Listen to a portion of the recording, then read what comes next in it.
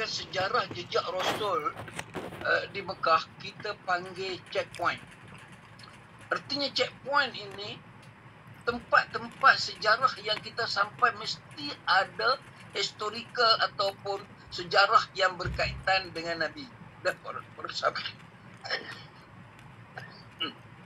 Sebagai contoh ya. Sebagai contoh, kita sering menawarkan kepada jemaah untuk pergi ziarah Hudaibiyah. Hudaibiyah ni ada perjanjian Hudaibiyah. Apa signifikan asal Hudaibiyah? Saya nak cerita sikit. Dari sudut peperangan, Nabi pernah berperang Badar, Nabi menang. Kemudian Nabi pernah berperang Uhud, dendam kusumat daripada Hindun bin Utbah dengan suami dia Muawiyah bin Abi Sufyan. Kan? Jadi hampir nak menang mereka. Bila hampir nak menang mereka, tapi mereka kalah juga. Mereka datang pula menyerang Mekah untuk ni, iaitu dalam peperangan apa? Dalam peperangan yang dipanggil Allahumma salli ala Muhammad, Ahzab, yang dalam Al-Quran satu surah bernama Ahzab. Mereka datang, yang ni 13,000 tentera Yahudi campur dengan musyrikin Mekah, campur dengan kabilah-kabilah lain yang tak suka pada Nabi, mari serang Madinah. Apa jadi? Para sahabat Nabi buat masjid-masjid. Ini sejarah.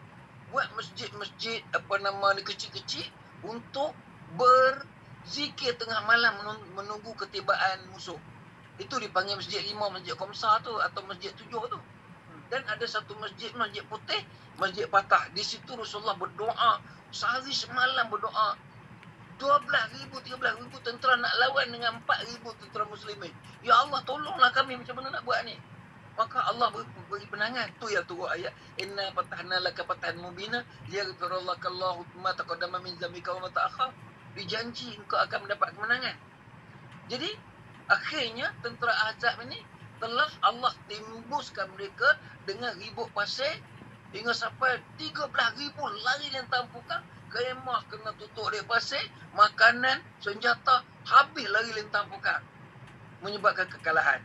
Dari kekalahan itulah Rasulullah bermimpi untuk masuk Mekah nak buat umrah.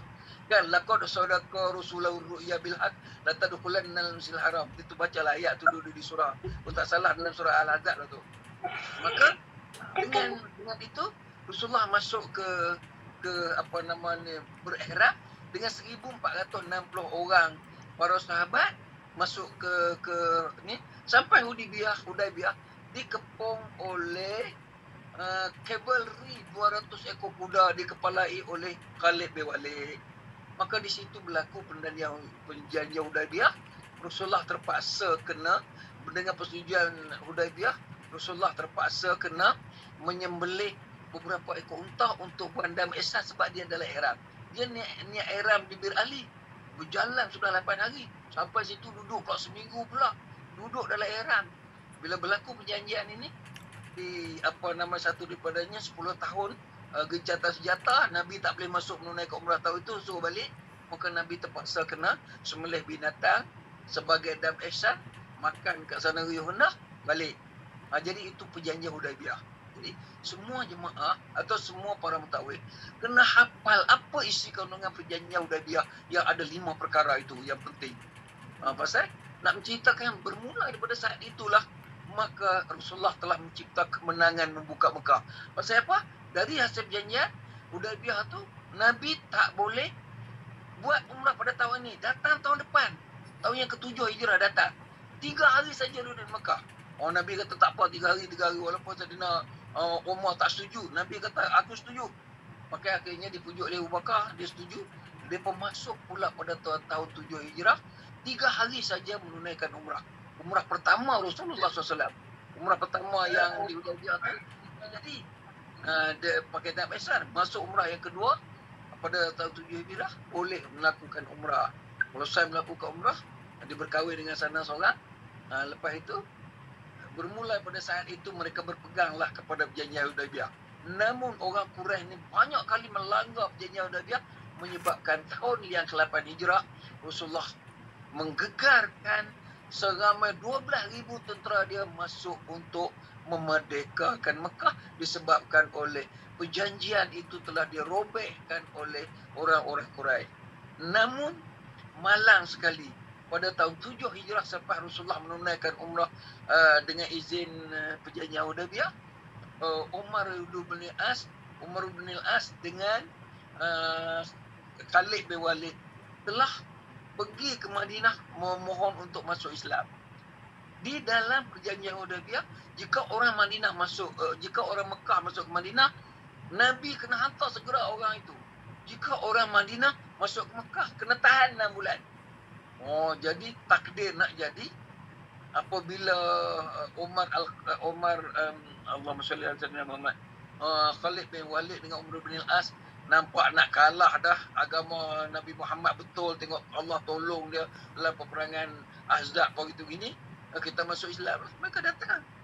Bila datang artinya mereka telah melanggar perjanjian Hudaybiyah. Tapi Rasulullah bukan panggil, dia datang sendiri. Bila Rasulullah Islam kedua-dua orang ni dia suruh balik. Kamu Umar Al-As dengan ni kena balik sebab perjanjian Hudaybiyah tak boleh simpan kamu balik. Dia hantar balik. Bila hantar balik, orang Quraisy kata memang betul lah Muhammad ni pegang perjanjian. Khalid bin Walid begitu garang pengelima dia suruh balik. Jadi bila balik mereka berdakwah pula dengan adik-beradik, ramai yang masuk Islam. Sebab itu Rasulullah berani bawa masuk tentera banyak-banyak pada 8 Hijrah masuk memerdekakan Mekah. Maka berlakulah pembukaan Mekah, itu dipanggil Amul Fathi. Maka hampir seluruh orang Mekah memeluk agama Islam. Kemudian Rasulullah meneruskan perjalanan untuk pergi menggempur tentera Bani Saqif di Taif. Masa dulu macam mana mereka buatkan Nabi. Mereka di semenanjung Arab ini saja orang yang degil. Mari kita serang. Namun apabila sampai ke Ja'ranah, mereka telah diserang oleh orang Hunain. Rasulullah balas balik, akhirnya menang peperangan itu. Maka di situlah Rasulullah telah minta supaya nak buat umrah kepada kawan-kawan dia. Dia pakai ihram di Ja'ranah, masuk menunaikan umrah yang menjadikan Ja'ranah itu sebagai mikat Rasulullah SAW melakukan umrah. Itu dia. Panjang cerita dia.